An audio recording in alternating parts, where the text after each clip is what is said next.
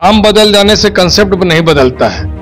आज जो उनके प्रति परसेप्शन है, आरजेडी के प्रति परसेप्शन से जो उनका क्रेडेंशियल रहा है, जो उनका गुडविल रहा है, उसको नकार नहीं सकते हैं। अगर आरजेडी का मतलब और नया नामकरण करते हैं तो नामकरण करने से कार्य की शैली नहीं बदलती है। और जो जंगल राज है, निश्चित तौर पे जंगल राज है। आज देखिए जो उनके फॉलोअर्स लोग आए हैं, किस हिसाब से आए हैं, तो लोग उसको स्वीकार करेंगे नहीं बचाए। और जो बोल रहे हैं कि दोनों 80 और 40 120 सीट हमारे रहेंगे, उसका 10% भी अगर लोकसभा में अखिलेश यादव ले आते हैं तो बहुत बड़ा अचीवमेंट होगा। जिस हिसाब से जिसके कारण हर जगह दलित, मजदूर, किसान, शोषित, वंचित आज नरेंद्र मोदी के प्रति आस्था बढ़ी है।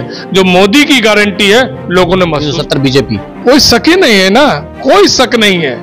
400 के पार 370 तो अकेले भारतीय जनता पार्टी लाएगी। और जो गठबंधन के लोग हैं निश्चित सुनिश्चित तौर पे 400 से पार है। बिहार में क्या है? 40 में 40, 40 में 40, कहीं कोई है ही नहीं है, कोई टक्कर ही नहीं है। नमस्कार, स्वागत है शौर्य भारत पर। मैं हूं आपके साथ अमित खत्री। लोकसभा चुनाव की तैयारियां में तमाम पार्टियां कूद चुकी है, कमर कस चुकी है, जनता के बीच जा रही है। कुछ पार्टियां अपने किए कामों को लेकर, कुछ पार्टियां काम के वादों को लेकर। इसी बीच कुछ दिन पहले ही पटना में जन विश्वास रैली की गई आरजेडी और एनडी गठबंधन के तमाम नेताओं के द्वारा। महारैली किया गया। आइए हम बात करते हैं। इस मौके पर हमारे साथ मौजूद है बिहार प्रदेश के पूर्व उपाध्यक्ष किसान मोर्चा के संजीव यादव, बिहार के बड़े नेता हैं। आइए हम बात करते हैं इनसे। जैसा कि तेजस्वी यादव ने साफ कहा कि माई बाप की पार्टी है, और उन्होंने यह भी कहा कि आरजेडी का मतलब अब कुछ और लोग समझे। आर का मतलब लोगों से का संबंध, जे का मतलब जॉब, और डी का मतलब डेवलपमेंट होता है। लोग जो कहा करते थे कि राजद का मतलब जंगल राज, तो अपनी सोच को बदले। तो इसी पे बीच में बात करने के लिए आज हमारे साथ मौजूद हैं बिहार प्रदेश के बड़े नेता हैं, किसान मोर्चा के पूर्व उपाध्यक्ष संजीव यादव। सर, स्वागत है।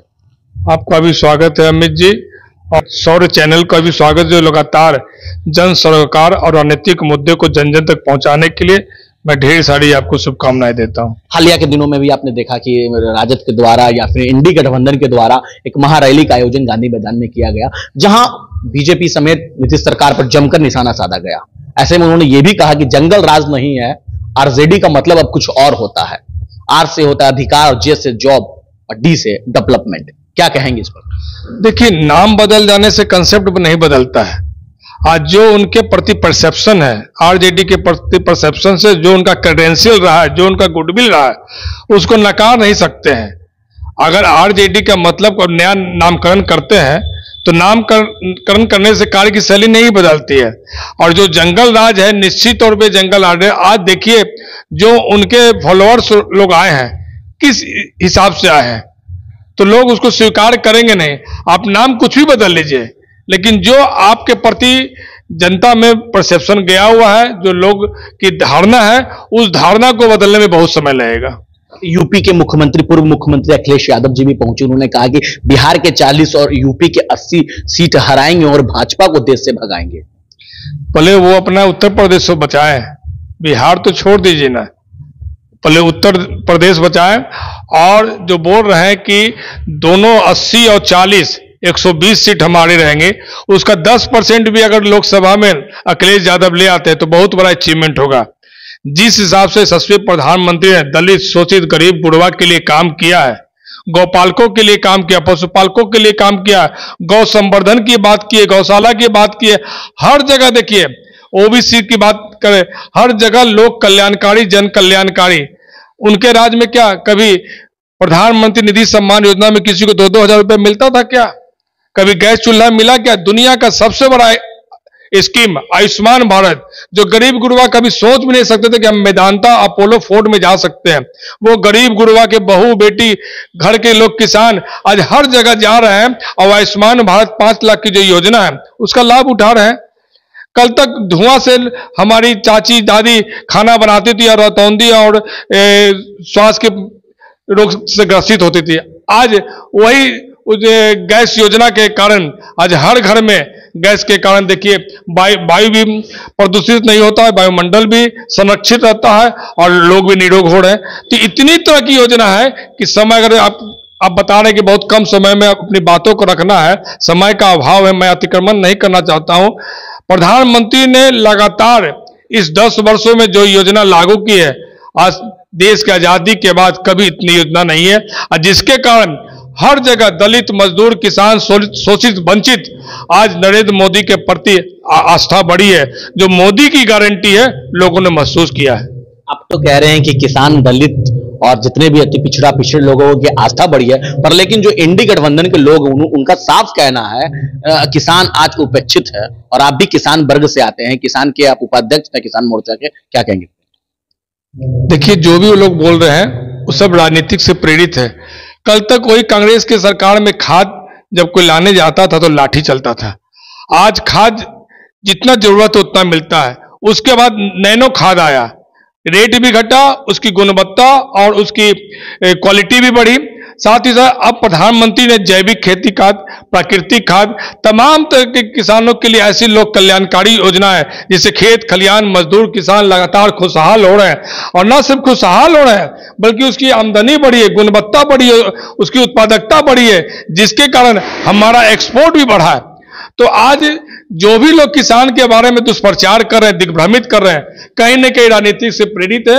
और जो इलेक्शन आया है उसके लिए लोग दिग्भ्रमित कर रहे हैं। लगता है 2024 की जो नैया हो पार करना है मोदी सरकार की। आपने कहा कि सैकड़ों योजनाएं आई हैं, जाहिर सी बात है कई योजनाएं, तो उन योजनाओं को जनता तक पहुंचा, जनता को उनका लाभ मिल सका ताकि वो 24 में बोर्ड में कन्वर्ट हो सके।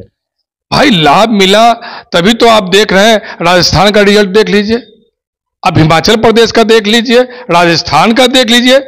आज इन योजना का लाभ पहुंचा तो तभी तो गरीब मजदूर किसान वोट में कन्वर्ट हुए। और हम वोट की दृष्टि से काम नहीं करते हैं, हम सिर्फ राजनीतिक काम नहीं करते हैं, हम सामाजिक काम भी करते हैं। इस बार लगता है 400 पार एनडीए, 370 बीजेपी। कोई शक ही नहीं है ना, कोई शक नहीं है। 400 के पार 370 तो अकेले भारतीय जनता पार्टी लाएगी।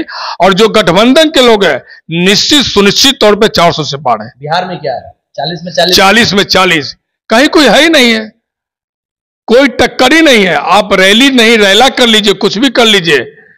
यशस्वी प्रधानमंत्री ने जो काम किया है, जो लोग सोचने में डरते थे 370, कभी कोई सोच नहीं सकता था। अगर किसी कांग्रेस को स्वप्न में भी 370 की आहट होती थी तो वो घबराते थे, बंद करो बंद करो, ठंडे बस्ते में डालो। आज देखिए 370, राम के नाम पर ही लोग घबराते थे। क्या बात बोल रहे हैं, राम का नाम मत लीजिए, हम सांप्रदायिक हो जाएंगे। आज क्या हुआ? जो रामलला 500 वर्षों से कैद थे, आज उस 500 वर्षों में न जाने कितने महापुरुष, कितने संत लोग अपना बलिदान दिए। आज देखिए रामलला का भव्य मंदिर ही बना। अब मंदिर ही नहीं बना बल्कि करोड़ों लोग जाके वहां पे अपना श्रद्धा सुमन व्यक्त कर रहे हैं, अपना नमन कर रहे हैं, अपना जो समर्पण भाव से यथाशक्ति तथा भक्ति दान दक्षिणा भी दे रहे हैं। विरोधी तो कह रहे हैं कि बीजेपी हिंदू मुस्लिम करती है, राम के नाम पर राजनीति हो रही है भारत में। बताइए, यशस्वी प्रधानमंत्री ने उज्ज्वला गैस दिया, क्या हिंदू मुस्लिम देख के दिया? कोरोना काल में हर आदमी घर में अनाज पहुंचाया, क्या हिंदू मुस्लिम देख के दिया? आज रोड जो बन रहा है, जो अमेरिका से तुलना की जा रही है, क्या उस पर सिर्फ हिंदू चल रहे हैं? क्या हिंदू मुस्लिम सिख ईसाई नहीं चल रहे हैं? आज डिजिटल इंडिया हो गया, बैंक में अकाउंट खुल गया। आज आयुष्मान भारत की बात करते हैं तो क्या सिर्फ हिंदू लाभ ले रहे हैं? अरे भाई, यहां तो सबका साथ सबका विकास, जो भारत का जो मूल मंत्र है, सर्वे भवन्तु सुखिनः सर्वे सन्तु निरामया, उस भाव से जीने वाले यशस्वी प्रधानमंत्री ने सबों के लिए योजना लाया और सबों के लिए लोक कल्याणकारी योजना के साथ साथ लोगों को आगे बढ़ाया है।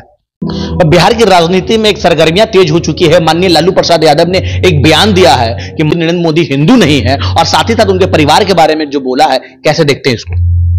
देखिए, लालू जी सिर्फ अपना परिवार और सिर्फ व्यवहारिक बात बोलते हैं। आज यशस्वी प्रधानमंत्री गृहस्थ जीवन से उठकर संत के जीवन में चले गए, सर्वस्व कुछ भारत माता को समर्पित करे हैं, राष्ट्र को समर्पित कर चुके हैं। जो उन्होंने बाल दाढ़ी की बात की है, संत के यहां कुछ भी बड़ा से बड़ा संकट आता है, सनातनी के हिसाब से वो समर्पण भाव से अंत्येष्टि भी करते हैं तो संत कभी दाढ़ी और बाल नहीं मुड़ाता है। प्रभु राम मंदिर अयोध्या में तो जो वहां पर मुख्य पुजारी थे, शास्त्रोपासक धर्मानुरागी थे, उन्होंने क्या कहा मंच पर कि प्रधानमंत्री आज ऐसे रूप में बैठे हैं। भारत के राजनीतिक लोग भाग्यशाली हैं कि एक राजनीतिक नहीं, एक संत के रूप में इस गद्दी पर बैठे हैं। को विश्वास 140 करोड़ लोगों को कि एक ऐसे राजनेता बैठे हैं जो संत के रूप में विराजमान है। तो आज माननीय प्रधानमंत्री संत के रूप में है, तो जो संत पर किसी भी तरह की कोई विपदा भी आती है ना, तो वो अपने बाल दाढ़ी नहीं बनाते, गृहस्थ जीवन से ऊपर उठ गए। और दूसरा प्रश्न किया परिवार की बात। पहले राजद सुप्रीमो माननीय लालू प्रसाद जी ये तो बताएं कि आप परिवार से ऊपर उठकर कब सोचेंगे, अपनी दृष्टि को कब बदलेंगे। कल भी अपने बेटी को प्रोजेक्ट कर रहे थे, क्या वहां दलित समाज की बेटी नहीं थी, गरीब गुरबा की बेटी नहीं थी? अच्छा तो तब होता किसी दलित समाज की गरीब गुरबा की बेटी को मंच बुलाते और उसको प्रोजेक्ट करते कि हाँ ये बच्ची है, ये यशस्वी है, ये कुशल है, इसको मैं टिकट दूंगा, इसको राजनीतिक में लाऊंगा। अब तो परिवार से बंधे हुए हैं।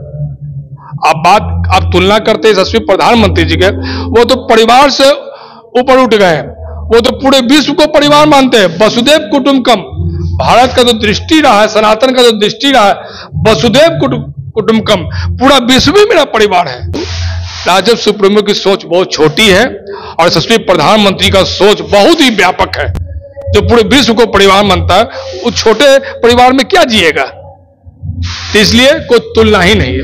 तो ये थे हमारे साथ संजीव यादव, जो कि बेबाकी से अपनी बातों को रख रहे थे और बता रहे थे कि 2024 में एनडीए बिहार में क्लीन स्वीप करने जा रही है, 40 की 40 सीटें एनडीए के झोली में आने जा रही है। और साथ ही साथ उन्होंने यह भी बता दिया कि जिस तरह से विरोधियां हमलावर है, यह कहने की कोई बात ही नहीं है। जाहिर सी बात है, मोदी के किए कामों के बदौलत बीजेपी और एनडीए इस बार 400 पार करने जा रही है। मोदी ने जिस तरह से काम किए हैं, 10 वर्षों से जन कल्याणकारी योजनाएं लगाई हैं, उन तमाम योजनाओं के बदौलत बीजेपी इस बार नैया पार करेगी बिहार में। साथ ही साथ राम मंदिर के मुद्दे पर उन्होंने साफ कहा, हिंदू मुस्लिम करने की कोई बात नहीं, ये तो हम सबके आराध्य हैं और आज आराध्य का मंदिर बना, ये खुशी की बात है।